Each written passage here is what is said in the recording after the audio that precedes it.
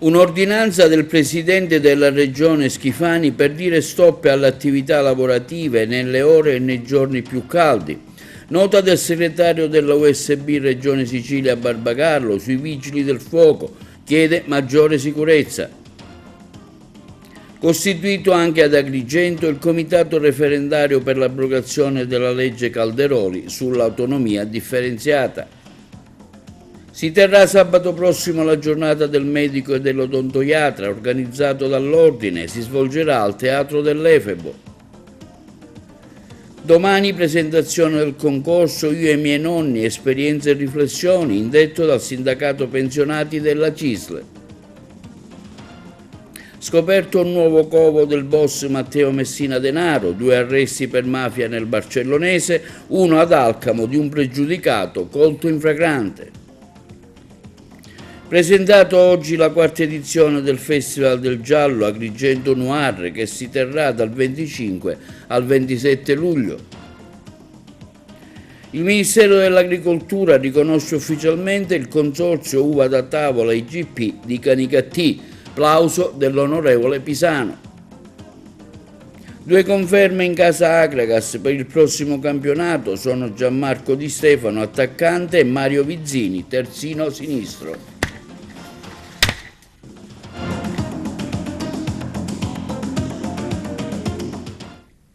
Buongiorno con l'appuntamento odierno del nostro telegiornale TVA Notizie.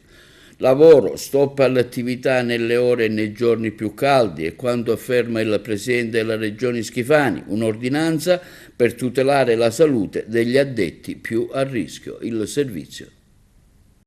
Divieto di lavoro in Sicilia nelle ore e nei giorni più caldi per alcuni settori a rischio e quanto prevede un'ordinanza urgente firmata dal Presidente della Regione Renato Schifani, valida con efficacia immediata fino al 31 agosto per gli addetti nei settori agricolo, florovivaistico, edile e affini che svolgono un'attività fisica intensa in una prolungata esposizione al sole. Si tratta di un provvedimento urgente, ha spiegato il Presidente della Regione Renato Schifani, che ho assunto in piena autonomia per tutelare la salute dei lavoratori più esposti al sole in questa fase in cui la Sicilia è interessata da un'eccezionale ondata di caldo con temperature elevate e alto tasso di umidità. Per chi opera in queste condizioni, in ambienti esterni i rischi sono elevatissimi e gli effetti dei colpi di calore possono anche essere letali. L'ordinanza in particolare prevede che su tutto il territorio siciliano, dalle 12:30 alle 16, vengano sospese le attività nei giorni in cui la mappa dell'INAIL segna un rischio alto. Per quanto riguarda le operazioni di utilità pubblica, i datori di lavoro dovranno adottare misure organizzative per salvaguardare i livelli minimi delle prestazioni e dei servizi essenziali. Carmelo Barbagallo, segretario generale dell'USB dei Vigili del Fuoco in Sicilia, a sostegno dei Vigili del Fuoco, chiede una maggiore sicurezza per il corpo. Sentiamolo in questa intervista. Non avremmo mai voluto parlare nuovamente di decessi nei Vigili del Fuoco, ma nuovamente si è ripetuta la tragedia. Ieri 2 colleghi purtroppo sono morti a Matera a causa di un incendio di vegetazione. Quotidianamente i Vigili del Fuoco rischiano la propria vita. Pertanto noi ci chiediamo ancora una volta quanto vale la vita del Vigile del Fuoco. Soprattutto il Vigile del Fuoco, a nostro parere, vale molto di più. Questa è una cosa che la politica e la nostra amministrazione deve capire, perché si deve investire sulla prevenzione e sulla tutela dei Vigili del Fuoco stessi. A tutti i colleghi dei Vigili del Fuoco di Matera e i Vigili del Fuoco italiani il nostro più sentito cordoglio e la nostra vicinanza, ricordando che personalmente sono un vigile del fuoco operativo e più volte mi sono trovato in questa situazione, più volte ho vissuto la tragedia di perdere colleghi in servizio. Ci auspichiamo che non avvenga mai più una tale tristezza e tragedia nel Corpo Nazionale, ma il nostro lavoro purtroppo è un lavoro di sacrificio e spirito di abnegazione e ci porta a rischiare la vita quotidianamente. A capirlo deve essere chi ci deve tutelare e chi deve investire sul Corpo Nazionale. Non vogliamo elemosine, non vogliamo pacche sulle spalle, ma vogliamo tutela e rispetto per i Vigili del Fuoco, quotidianamente e costantemente. Costituito anche ad Agrigento il comitato referendario per l'abrogazione della legge Calderoli sull'autonomia differenziata. Il servizio. Costituito anche ad Agrigento il comitato referendario per l'abrogazione della legge Calderoli sull'autonomia differenziata. Si tratta di una declinazione sul territorio del Comitato Nazionale Una Firma per l'Italia che ha come scopo quello di raccogliere 500.000 firme a livello nazionale entro la fine del mese di settembre. È necessario per lo svolgimento del referendum abrogativo. Hanno aderito all'iniziativa, al comitato Will Agrigento nella persona di Gero Acquisto, la CGIL di Agrigento, Alfonso Buscemi, l'Ufficio Pastorale Sociale del Lavoro Don Mario Sorce, Ali, Francesco Cacciatore, Comitato Provinciale dell'Ampi, Angelo Lauricella, dell'Arci, Antonio Barone, Associazione Marrone con Rosario Manganella, Comitato di Cianciana, Salvatore Sanzeri, PSI Roberto Polizzi, Italia Viva Roberta Lala, Movimento 5 Stelle Gino Buscemi, PD Simone Di Paola, AVS Vincenzo Cassaro, Giovani Democratici Davide Raso. Nel corso dell'incontro sono state definite le prossime tappe e le iniziative di informazione pubblica che impegneranno i sindacati, i partiti, le associazioni e i comitati che sostengono la raccolta delle firme per il referendum. La campagna referendaria sarà svolta dai soggetti promotori, ognuno nei vari ambiti e secondo le proprie peculiarità. E si terrà al Teatro dell'Efebo, al Giardino Botanico del Libero Consorzio, sabato prossimo alle ore 19, la giornata del medico e dell'odontoiatra, il servizio.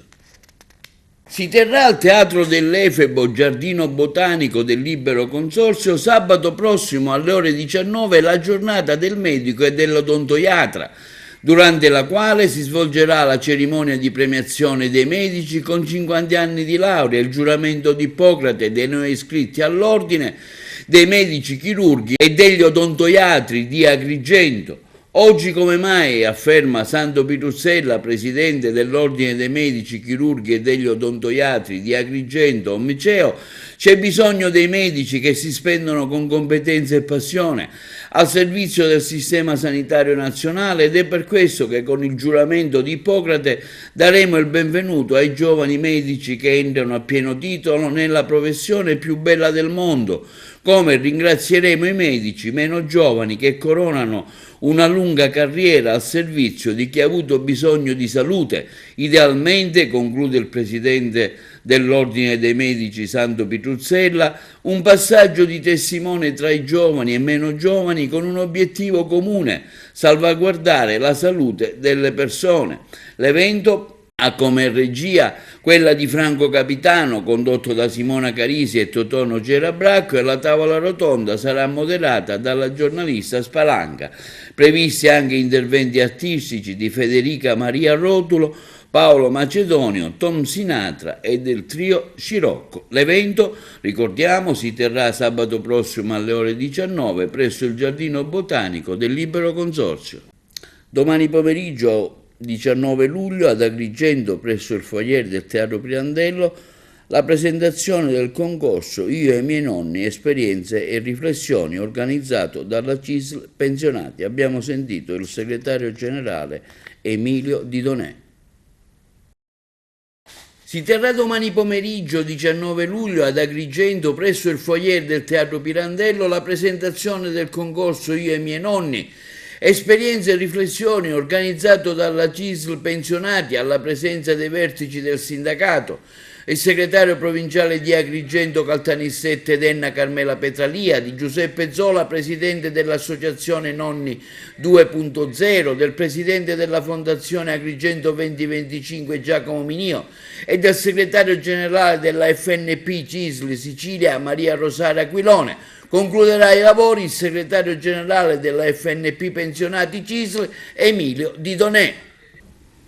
Ma sì, guardi, innanzitutto vorrei fare i complimenti per la scelta della location, perché parlare nella zona di Agrigento, città della cultura nel prossimo 2025, è stata una scelta molto indovinata della FNP CISL siciliana e del suo gruppo dirigente.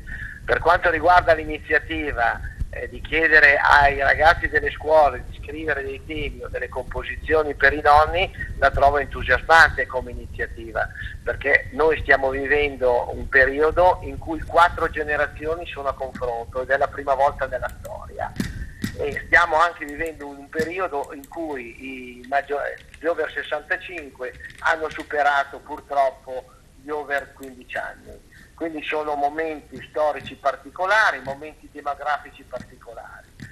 E stanno vivendo 4 generazioni, stavo dicendo. Io per esempio i miei nonni non li ho conosciuti. Oggi i nipoti hanno la fortuna di conoscere i nonni, di vivere con i nonni, di imparare dai nonni e di insegnare ai nonni.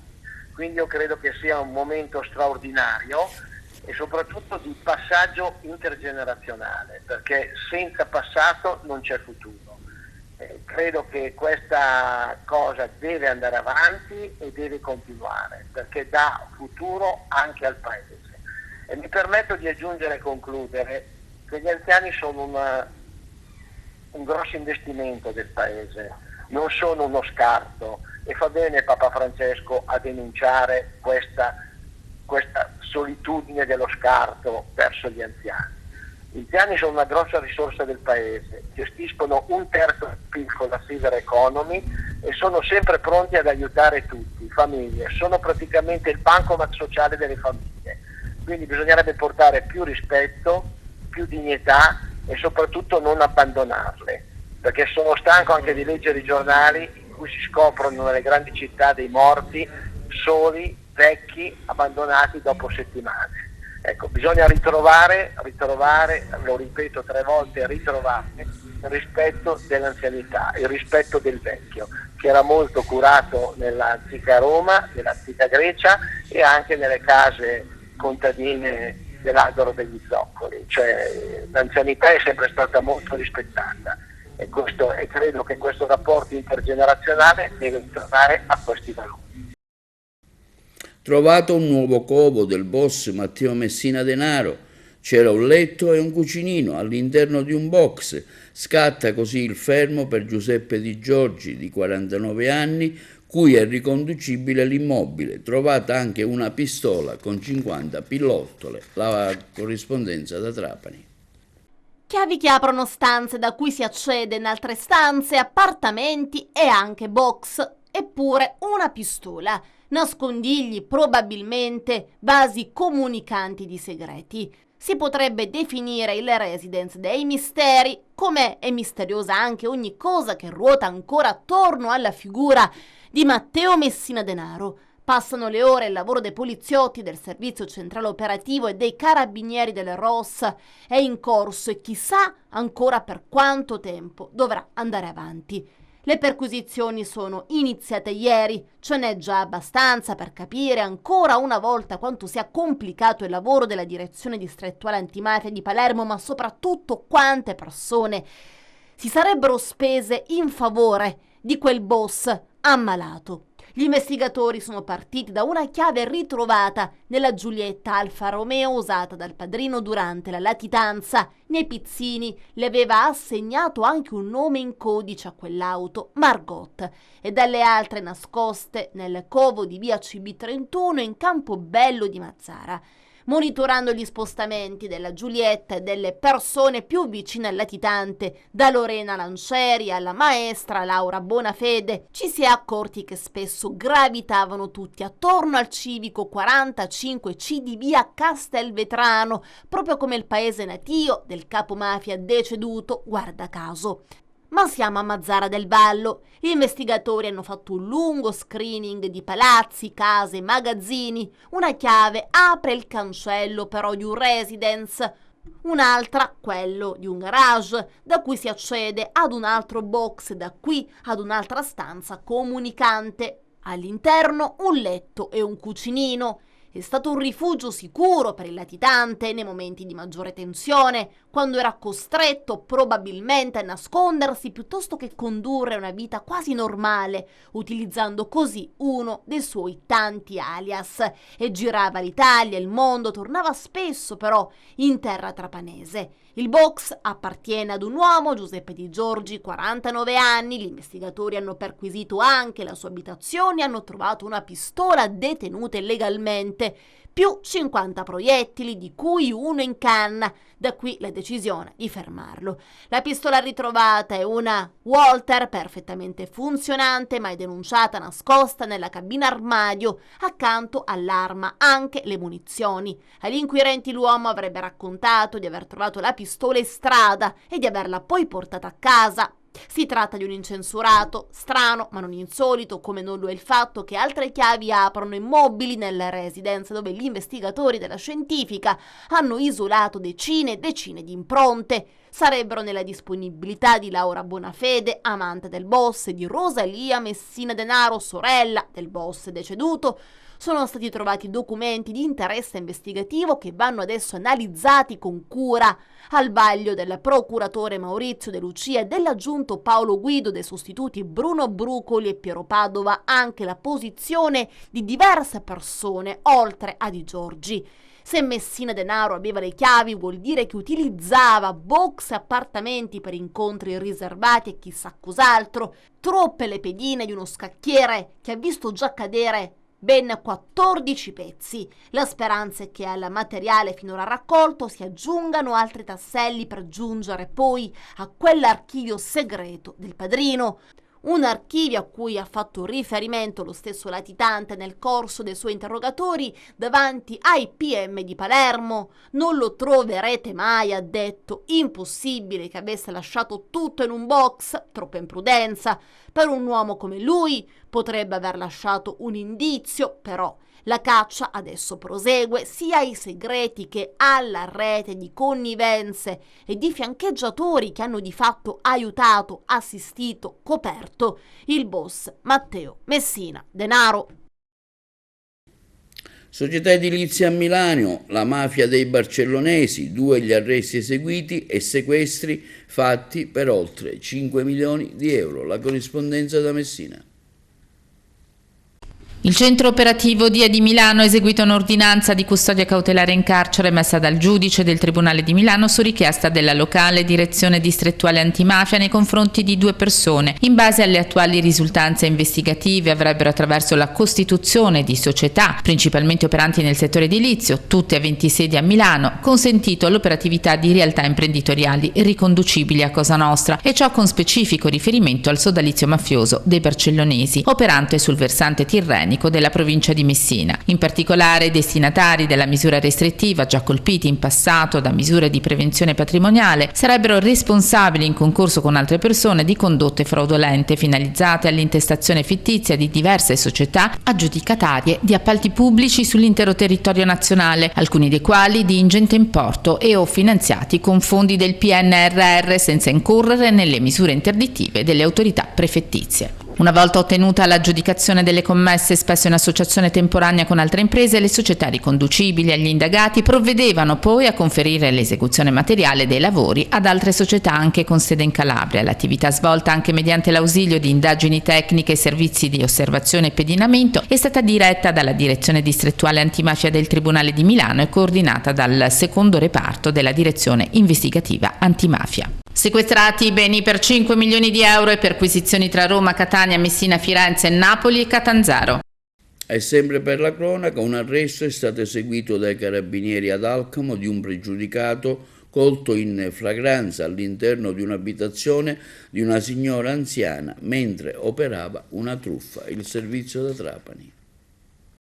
Carabinieri di Alcamo hanno arrestato un pregiudicato di 49 anni colto in flagranza all'interno dell'abitazione di un'anziana donna mentre perpetrava una truffa con il modus operandi del sedicente carabiniere barra avvocato. I militari della compagnia di Trapani in servizio perlustrativo nei pressi dell'ospedale notavano infatti una vettura procedere in senso contrario con a bordo una donna in evidente stato di agitazione. Approfondito il controllo, la donna dichiarava che si stava recando presso il nosocomio trapanese in quanto un sedicente carabiniere, che in quel momento era a casa della madre, l'aveva informata di un incidente stradale capitato al padre e che lo stesso versava già in fin di vita.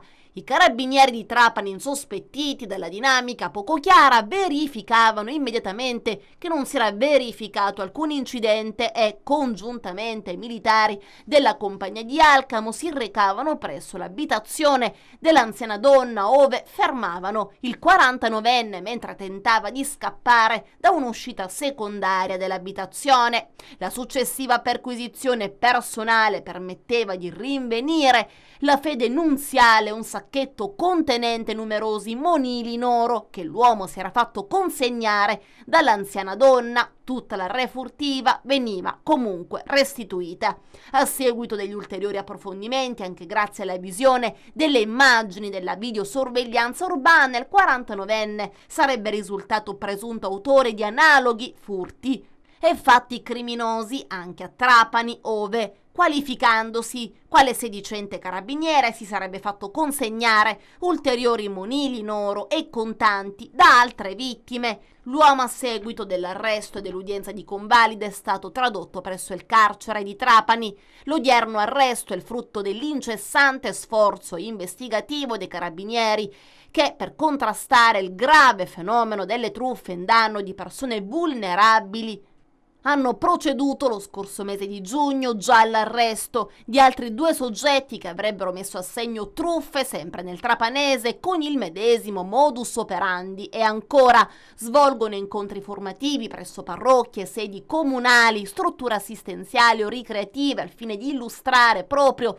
il modus operandi di questi individui senza scrupoli, fornendo utili consigli su come riconoscere sul nascere un tentativo di truffa e come comportarsi. Di recente, inoltre, per sensibilizzare e rafforzare l'attenzione sulla tematica, il Comando Generale dell'Arma dei Carabinieri ha avviato una campagna di comunicazione diretta alla popolazione maggiormente colpita da questo tipo di reati, con la eccezionale partecipazione del celebre attore Lino Banfi, e noi pertanto vi proponiamo questo importante, utile, fondamentale messaggio.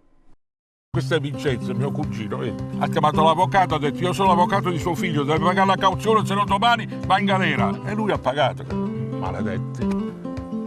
Ecco, vedi, questa invece è Nunzia, abita vicino a me. Non le hanno consegnato un pacco dicendo che era dalla figlia, doveva anticipare subito i soldi. Ovviamente quello c'è cascato e nel pacco non c'era nulla. Queste sono le cose che a me mi fanno, capito? E questo sono io. Sai che hanno telefonato pure a me? Mi hanno detto: c'è una fuga di gas. Io dico: lasciatelo fuggire, tanto poi i carabinieri l'arrestano. Lino, ne sentiamo tante di storie così. Per fortuna alcune hanno un lieto fine. È quello che dico io. L'importante è che uno pensi: questa è una truffa, e chiama i carabinieri. Se qualcuno di persona al telefono chiede informazioni personali, chiede soldi, vuole entrare in casa, non abbiate dubbi. Chiamate l'112. Noi possiamo aiutarvi. Oh, aprite bene gli occhi, eh?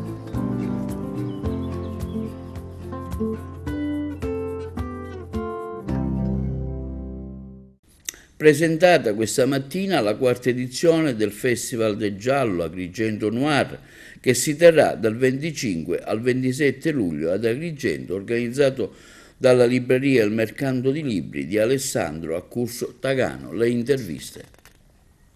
Tutto pronto per la 4ª edizione di Agrigento Noir? Quali sono le novità più importanti? Le novità più importanti sono ben 4. Una è la location. Abbiamo deciso di tornare nel centro storico di Agrigento, in questa piazza da poco ristrutturata che sta diventando sempre più il centro, proprio il cuore pulsante della città, piazza Ravanusella. Seconda novità è che non ci sono autori esordienti ma solo VIP, in ogni sera ci saranno 3 autori. La quarta novità è che ci sono a presentarli in ogni sera 2 moderatori differenti, E per ultimo, che è sempre inerente alla piazza, non vuole essere quest'anno un festival solo letterario, ma come detto la cultura a 360 gradi, quindi dall'enogastronomia alla moda, diciamo anche alla ceramica. Quindi vogliamo far abbracciare la cultura del giallo alla cultura del territorio.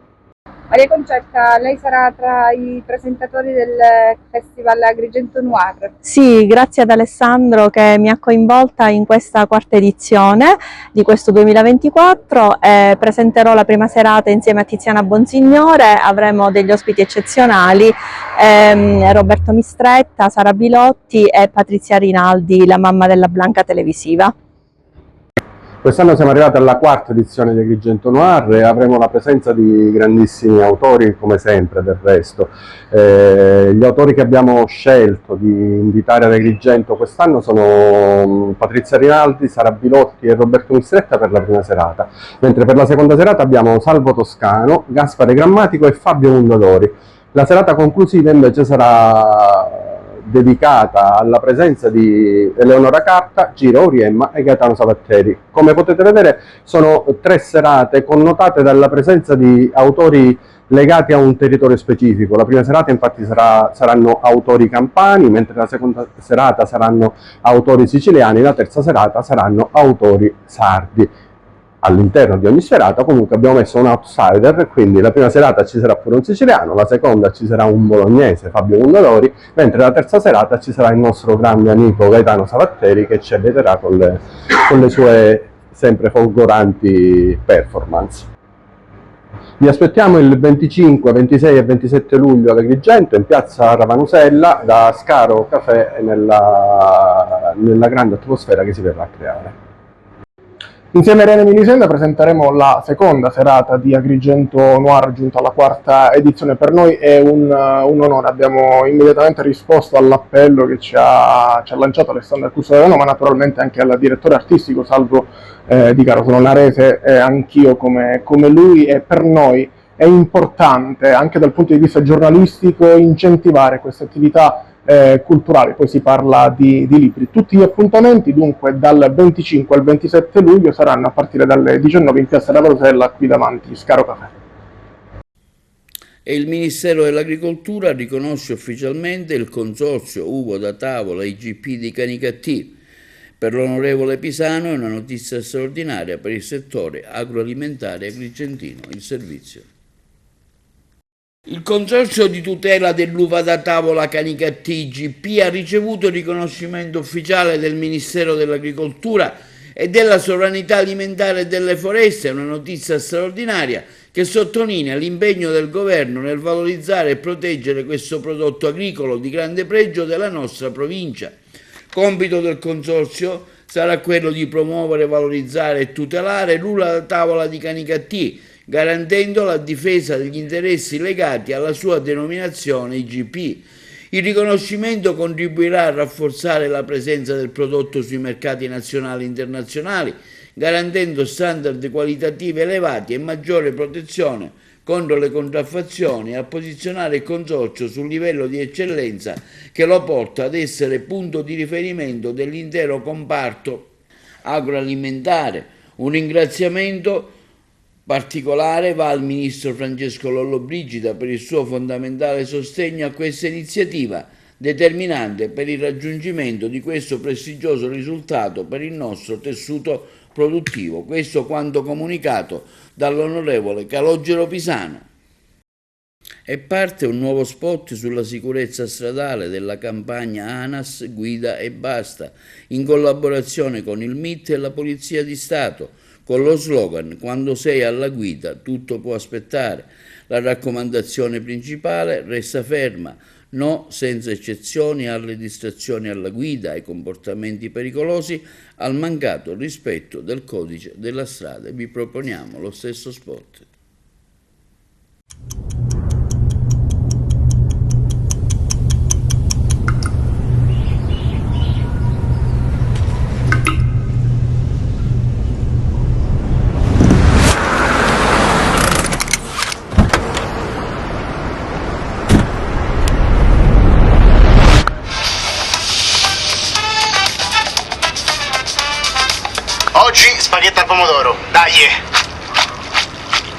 appoggio questo bicchiere sul primo.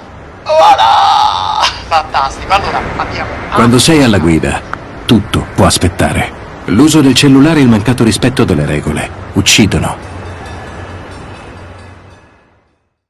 Linea alla regia per la pubblicità. Il Consiglio Comunale di Messina a sostegno del Pride dello Stretto. Sentiamo in questa intervista Alessandro Russo, consigliere comunale del Partito Democratico. Il Consiglio Comunale di Messina aderisce al Pride dello Stretto e in programma il prossimo sabato in città. Sì, con una votazione anche molto ampia, 19 voti favorevoli su 22 presenti, quindi una votazione che dimostra come la città e il suo Consiglio Comunale, che ne rappresenta l'indirizzo politico, aderisca al programma, alla piattaforma ideale del Pride di Messina, dello Stretto Pride 2024. È la quarta edizione, un evento molto importante che ogni anno ha richiamato sempre più persone, migliaia di cittadini che vengono a sfilare a difesa, a sostegno di chi non ha i diritti e rivendica semplicemente quello che prevede l'articolo 3 della Costituzione, ossia il diritto di essere uguali di fronte alla legge e nelle istituzioni, nei luoghi di lavoro, nelle famiglie, nelle scuole.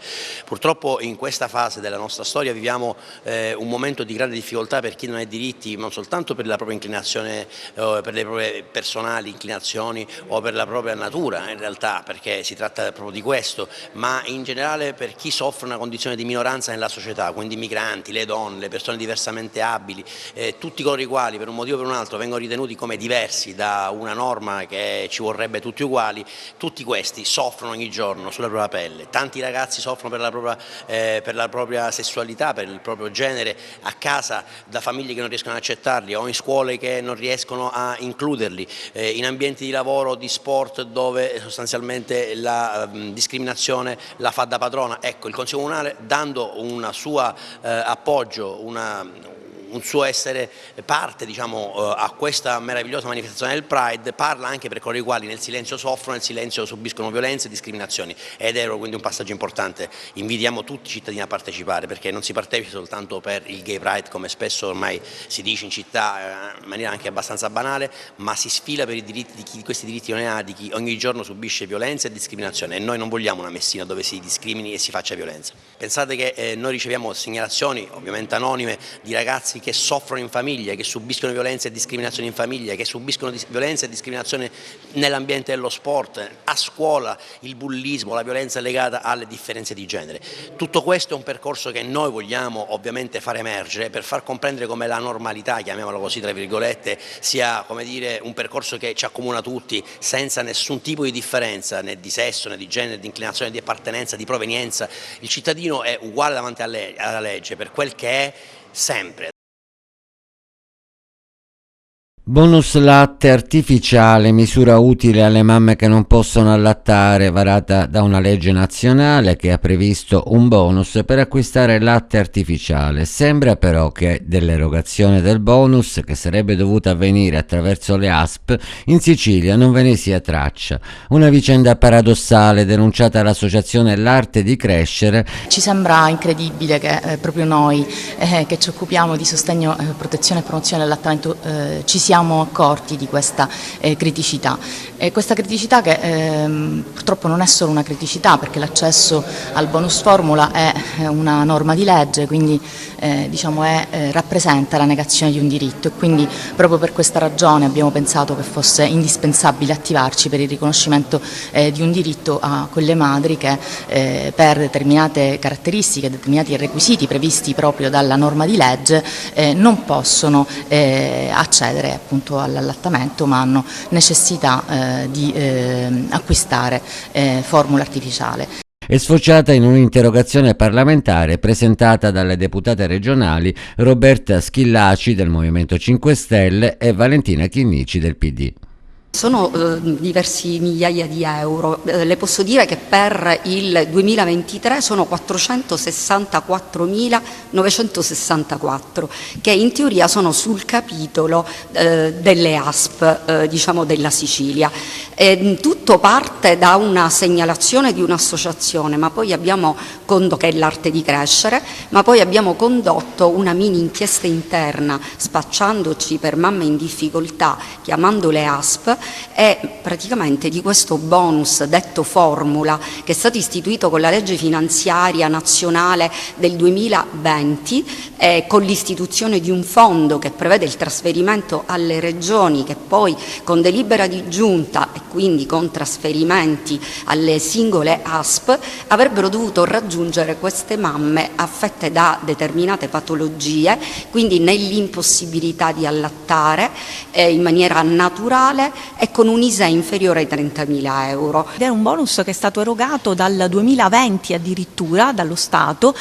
Quello che noi vogliamo capire con questa interrogazione è che fine hanno fatto questi soldi, perché parliamo di parecchie centinaia di migliaia di euro che è giusto che arrivino intanto alle ASP, se non sono già arrivate, ed è quello che cercheremo di scoprire con questa interrogazione, e poi devono arrivare alle madri, posto che chiaramente la promozione dell'allattamento materno è sicuramente il primo obiettivo che dovremmo fare, perché la Sicilia è la regione fanalino di coda in Italia appunto per il sostegno all'allattamento materno.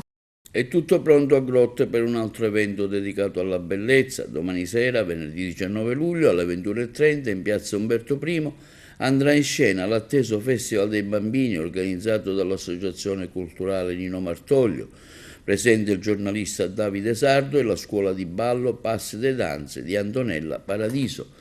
L'evento è inserito nel cartellone degli spettacoli dell'estate grottese ed è patrocinato dal Comune di Grotte, presieduto dal sindaco Alfonso Provvidenza. Passiamo ora allo sport, 2 conferme in casa Akragas per il prossimo campionato.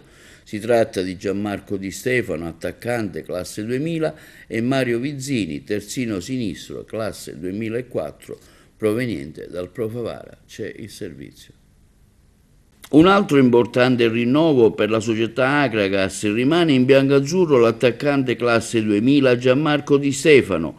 Il direttore sportivo Giuseppe Cammarata ha trovato l'accordo per vestire ancora di bianco-azzurro il centravanti siciliano, reduce da una finale di stagione 23-24 importante e proficuo sotto l'aspetto tecnico e agonistico. Di Stefano, prima di approdare all'Akragas nel gennaio scorso, ha vestito la maglia della nuova Egea Virtus.